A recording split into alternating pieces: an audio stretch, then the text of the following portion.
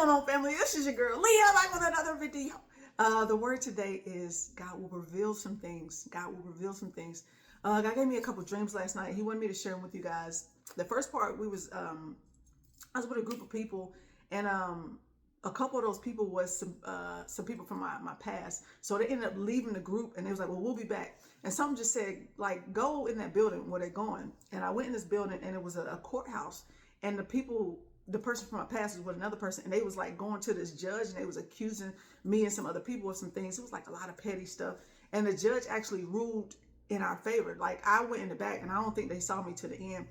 And they was talking about me in third person, and like all this stuff that the judge was, they was telling the judge was like, that's under my grace. There's no habitual sin. And like everything today, it was like petty stuff that they was bringing up. And it's like, that's under my grace. There's no habitual sin. So those cases, those accusations were thrown out, and actually they end up getting charged for trying to overstep his grace. Basically, I forgot the term that the judge used, but I took it as the judge and as God, and the person accusing was the enemy. So no habitual sin. There's nothing the enemy can use against you when you have no like willful or habitual sin. Like, you know what I mean? Those things were thrown out by his grace. And even in 1 Peter 3:17, it says, for it is better that you suffer unjustly for doing what is right, if that should be God's will, than to suffer justly for doing wrong. So basically, keep doing right. Like, keep your conscience clear. They don't have nothing to use against you if you keep holy hands, pure heart. That was the first part of the dream, was holiness and justice, and God's going to protect you and fight for you. Second part of the dream was we ended up going to some church or whatever. And at first it was like people was gathered in this church or whatever. It's like a little vestibule area was gathered there, and then everybody started going into the church. But it wasn't a church. It was like an open field, and at the front of the field it was like a high-ranked pastor, bishop, apostle. He was like dressed up, and there was a celebrity with this pastor, and it was a darkness that surrounded them both.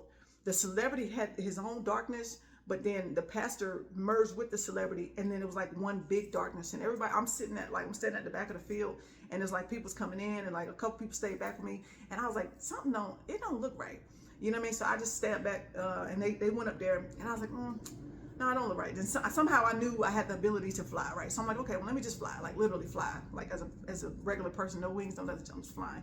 So I'm like, wow, this is pretty cool. So I'm just flying in this dream, and I end up hovering over this little sermon or whatever. And the whole time the Bible was playing, like I got the Bible on my phone playing in real life. Like before I went to bed, I cut the Bible app on, and it's just playing like in my subconscious. So during the dream, I could hear the Bible app playing.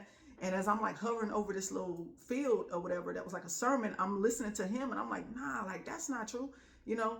And I'm like, what are they doing? So I'm just flying. I'm coming like in and out of the little service or whatever. It was a church. It was not my church. It was like a guest church. I was a guest at the church, and I was like, nah, bro, you fake. Like y'all fake. And I ended up waking up or whatever. But what I got from the dream was purity, holiness, right? And God's going to reveal to you some things. The more your eyes are clear and open, he'll give you his eyes. He'll give you his ears. He'll give you his sight. He'll give you everything that you need if you see things through his lens. Like, that's what I pray, that like, Lord, give me your eyes, give me your ears to see, give me your ears to hear, eyes to see, give me your tongue. Like, my whole being, I want to see what you see. I want to hear what you hear. I want to speak what you speak, right? And this is what the Bible gave me about this field.